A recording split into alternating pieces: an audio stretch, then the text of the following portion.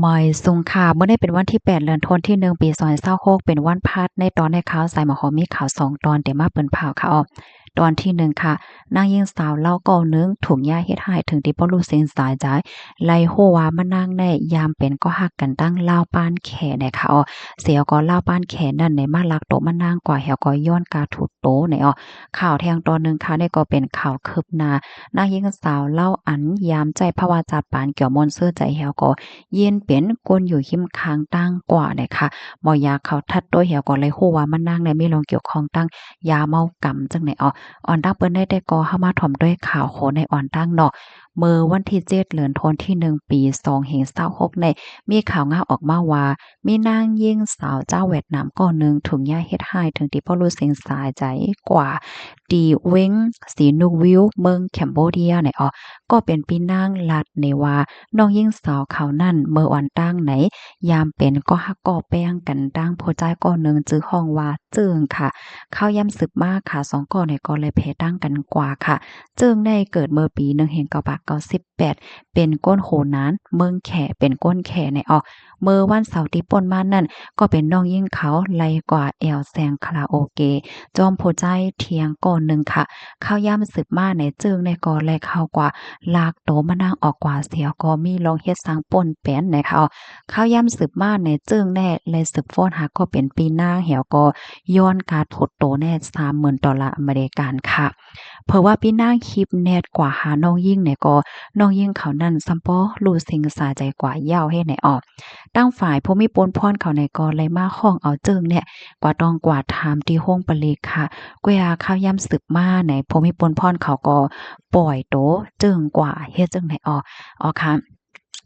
อันเป็นก้นในนาหอตอเฮิรนนางหญิงสาวก้นในค่ะเนาะก็ลัดเดตว่า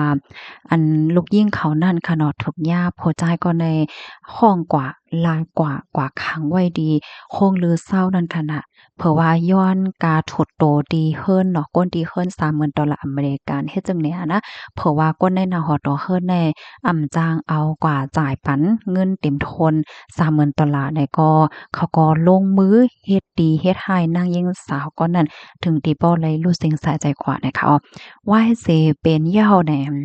ผู้ชายก็นั่นนะก็ยืดเอาโฟนนางยิ่งในเหี่ยวก็เตรียมต่างส่งข้อความจู่หาเปิ้นเนี่ยเนาะเฮ็ดอาสั่งเป็นโตนางยิ่งสาวนั่นเฮ็ดเนี่ยนะลองในก็ในหน้าหอต่อเฮิรนก็เป็นลองดีไม่อกไม่ใจน่ะเนาะเพราะว่ามันกว่าเตรียมต่างอันนั้นก็ส่งข้อความจู่หังเฮ็ดจังไหนก็อย่าไปยุ่มหน้าเนี่ยก็ไล่ลัดป้าจังหนังไหนเนี่ยค่ะ ก็ในนาหอดอเฮิรนนายิ่งสาวอันรู้เซ็งสาใจกว่านั้นลาเทียงว่าผู้ชายก็ในเป็นเพลีโกลีกากแต่ๆเนาะอย่าไปกว่าจู้จ้ำอย่าไปหยุ่มล่าๆเนี่ยค่ะผู้ชายก็ในๆแหน่เขาก็เตหลอมด้วยเมยานางยิ่งแหวก็หลอมยอบกว่าเปิดตาย้อนกาทุบโตมันเป็นรองเฮ็ดตั้งสร้างเหมือนจังหนังก้นกาก้นอันว่านั่นเลือเสนั้นก็ไล่ฮู้ว่ามีเครื่องกองกลางจิตติดจับโตผ้าเฮ็ดให้ออก เอาค่ะอันนี้ก็ปันฟังถึงปันนางหญิงสาวเขาตั้งนำตั้งหลายเพราะว่ามีโกนมาอกมาเก้าเนี่ยก็อย่าไปแนดหยุ่มอย่าไปกึ้งก้างหยุ่มป้อยเยาก็อย่าไปกว่าจู้จำนั่นน่ะเพราะว่ากว่าจู้จำกว่าเฮ็ดก็กว่ามืดกื้อเย้าในอำสางโถก็มันจังเป็นเพเนี่ยอ้อคอมเมนต์ตอนนี้ค่ะเลยเป็นมาที่ห้องการข่าววอลฟอรัมออกไว้นะคะข่าวเที่ยงโหนึงค่ะนี่ก็เป็นข่าวเงาคืบหน้าเนาะเป็นข่าวเงาดีลื่นหลังไว้อยู่พ่องย่ามมื้อเหลียวในเนาะ เมื่อวันที่6เดือนธันวาคมที่1ปี2026ในค่ะมีข่าวงาออกมาว่ามีนางหญิงสาวคนหนึ่งเป็นเน็ตไอดอลแขค่ะนะอายุเลย20ปีชื่อห้องว่าโอเจินในอ้อมานางในก็ฝังหางจากหนังที่เฮาหันเนี่ยค่ะนะเป็นก้นอันอยู่เข้มข้างตั้งอยู่จอมเซ็นตาสายตั้งที่ในเมืองแคมโบเดียเนี่ยค่ะเมื่อเร็วได้ก่อนเลยรับรองจอยเถียมแล เปิ้นเนี่ยก็เลยเอาตัวมานั่งเนี่ยเขายดยาตัวยาวเนี่ยค่ะก้อยค่ะว่าป้าอยู่หลีมานั่งแต่ก็อำป้อไข่หลีเนาะหมอยาเขาเนี่ยก็ทบทบหันว่ามีลองติดจับเจอแมงตีนในปอดแลย่อกาตั้งเป็นต่างเจอต่างเปิงแข็งนอกเหลือเสในยังทบทบหันป้าว่ามียาเมากำเหมือนจังหนังยาผองขาวยาเค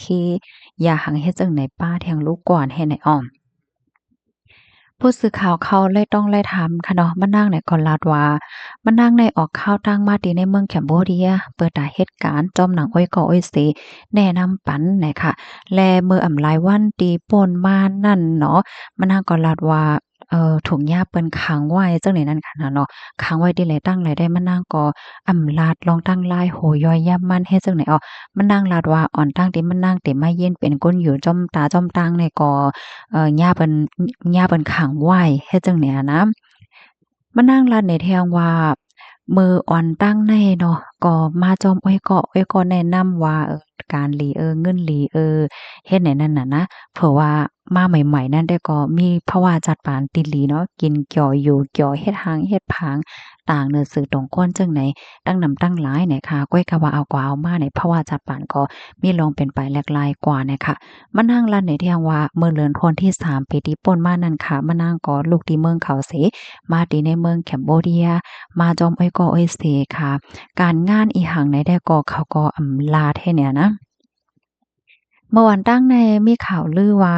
มะนางถุงยาก็หักเหรียญมาอันว่านั่นมันอ่ำใจเนี่ยเนาะมันมาจอมอ้อยก่อก้อยเนี่ยค่ะก็เพราะว่ามะนางมาแผ่วที่ในเมืองแคมโบเดียเหย้าเนี่ยก็เลยมาโฮบโทบยาโพใจายก่อหนึ่งเนาะข้าวยำสือมากเขาก็แผ่ตั้งกันกว่าขึ้นน่ะค่ะลองตั้งที่เฮ็ดให้มะนางเย็นเป็นก้น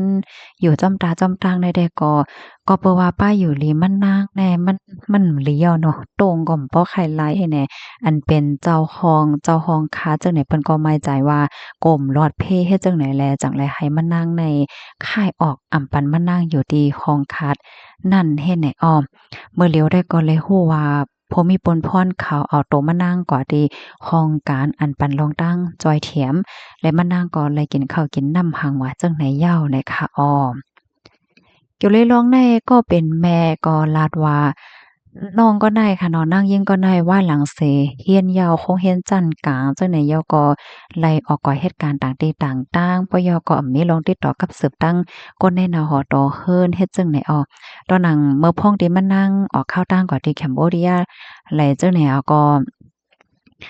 นาหอดอเฮิรนได้ฮู้นั่นค่ะนะเพราะว่ามานั่งกว่าที่เมืองแคมโบเดียหมอกหนึ่งเลือนปลายเจ้าแหน่เปิ้นจั่งก้อยฮู้เฮ็ดให้อ้อเพราะว่าถามในมานั่งก็ลัดว่าที่เมืองแคมโบเดียเนี่ยหาเงินง่ายอ้อ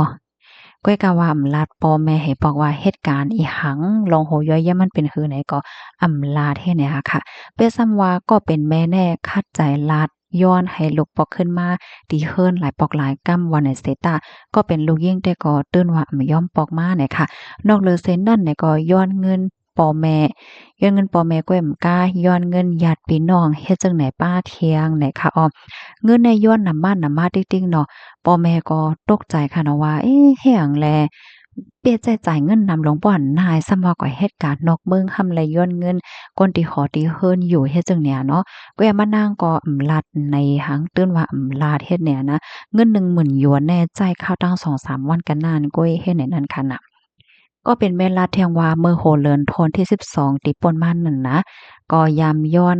ตั้งจอยแถมตีญาติพี่น้องเนาะซื้อไว้เฮ้อหมินปานหันมานั่งเหี่ยวก็ให้มานั่งขี่เฮ้อหมินปอกขึ้นเมืองเขเฮ็ดเนี่ย ก็อย่าอ่อนตั้งเฮิ่มหมินได้ออกนั่นนางยิ่งสาวก็นั่นก็โทษลาดว่าจั่งป้อค่ามานั่งจังขึ้นเฮิ่มหมินว่ากว่าถึงที่เฮิ่มหมินเอาว่าก้อยกาเจ้าหน้าที่ขำพันขึ้นเฮิ่มหมินก็เปิ้อป้ายอยู่ลีแค้มเฮ็ดไหนอ้อกำในแม่ก็ว่ากว่าติดต่อย้อนตางจอยแถมที่ลุ่มตางแลลูกแหน่ก็ก็เป็นลูกยิ่งก็ยืนยันว่าได้ปอกกว่ากุ้ยเฮ็ดจังได๋นั้นน่ะเนาะก็ยอมเฮ็ดจอมหนังอันที่แม่แนะนำให้แหน่อะค่ะ ก็เป็นแม่เนี่ยก็ได้กับสารตั้งพอมีปนพรเขาเหี่ยวก็ได้ออกข้าวตั้งมาที่เมืองแคมโบเดียค่ะเปิดตาได้มาจู้ลูกยิ่งเหี่ยวก็อ่อนเอาลูกยิ่งพอขึ้นที่เมืองแขในออกข้อมูลตอนในค่ะเลยเป็นมาที่ห้องการข่าว World Forum ออกไว้เนี่ยเนาะข่าวสองตอนในก็ยุ่มยำว่าเดี๋ยวจังเป็นขอฟังสติปันแม่ย่านางยิ่งค่ะเนาะสาวอ่อนว่าเฮาว่าเฮ็ดจังไดป้าเจ็มป้อแม่ค่ะเนาะที่แลถ่อมและยินอันนายอก็เป็นลองลีโกลีฟังได้เด้ค่ะเนาะเมื่อแต่มันแต่ก็ได้คอยกันค่ะเนาะโดยลูกก้นก็นั้นก็ให้การตีนั้นตีใดไล่เงินหลีไล่ภาวะจัดปานหลีให้เนี่ยเพราะว่ากว่าเหย้าในสังถูกกว่าเกี่ยวข้องดั้งยาเมากำ5สัง5เนี่ยมันก็เฮ็ดให้ภาวะจัดปานแหลกหลายกว่าจังหนำว่านั้นเหย้าเนี่ยค่ะเนาะห้ามถ่อมยาปันทหารถึงมาลัยค่ะเอามาส่งค่ะ